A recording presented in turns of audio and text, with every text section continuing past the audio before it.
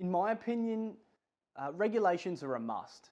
Uh, and there's always positive and negatives to that. But to ensure consumer adoption, to ensure consumer trust in this technology, it's certainly something that is needed because from a positive side of things, it keeps away scams. It keeps away Ponzi schemes. It keeps away multi-level marketing schemes. But obviously from the negative side and what consumers are finding at the moment and what businesses are finding, or what they're worried about more so, is that whether or not it's going to be overarching. Is it going to be overreaching? Is it something that is going to stifle the innovation of the technology? So a lot of individuals currently are finding that they're not sure what the taxation implications will be for them in the cryptocurrency space. A lot of individuals aren't sure of how to best go about running an ICO. Are they, in line with Consumer or Corporations Act? Are they aligned with how ASIC sees a business running that as a particular security within this country? So as long as we get the education right leading up to regulatory body changes or new laws and adoption that must take place, we are very well placed here in Australia to ensure that the marketplace and the technology thrives. And that, I think, is evident in the fact that Australia actually had Andreas Antonopoulos back in 2015 come and speak, I should say via conference link, to the Australian government to explain how regulation is important, but not to cut down a very nascent technology and to ensure that it's allowed to evolve and grow. So moving forward as a nation, we have something to look forward to. I think there's probably two main important changes that have been brought about by distributed ledger or blockchain technology in the financial sphere to date. The first of all is global remittance. So what we're finding is that, global remittance has $40 billion worth of fees every year. And it's a long process while banks transfer from one to another, using your money as float overnight on the market to hopefully prop up their own bottom line. However, this obviously is something that consumers simply don't like. They want to transfer that money, but they also want to do it for a low fee.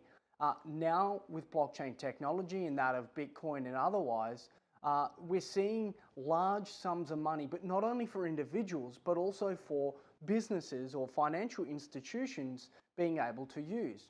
Transactions in the billions, transactions in the cents, being able to transfer across the world in seconds for such low fees. So that's incredibly important moving forward. The second thing, and one of my favorite things, is global financial inclusion. So what we're finding is that individuals who live in areas which may be unbanked or de-risked because of the sheer cost for financial institutions to provide know your customer information and to run those particular checks to determine credit worthiness can now be included in these marketplaces. They may not have a bank account, but they have mobile phones and they have the technology to be able to use decentralized lending platforms like ETHLEND, or also use any form of financial tooling which is made possible by distributed ledger technology. I'd say there's a large number of financial products that haven't been integrated with blockchain. And there's reasons for that. Banks and financial institutions have been looking at blockchain technology ever since it popped up. They know that their monolithic systems are slow and expensive in many ways, and therefore any opportunity to improve their business processes is certainly something they're investing in. However, you need to ask yourself as a business anywhere in the world whether blockchain technology is correct or right for you. Is it removing intermediaries? Is it something that you can actually store a digital asset of or a record of that digital asset? Because if it's not one of those two things, moving forward, you'll actually find that a blockchain possibly isn't the best solution for you because they're inherently slow, or you might not actually have a trust problem that needs to be solved. So yes, certainly financial operations or products that aren't included yet. Do they need to be? Well, only time will tell, but hopefully they make the right decision and just don't apply blockchain for blockchain's sake.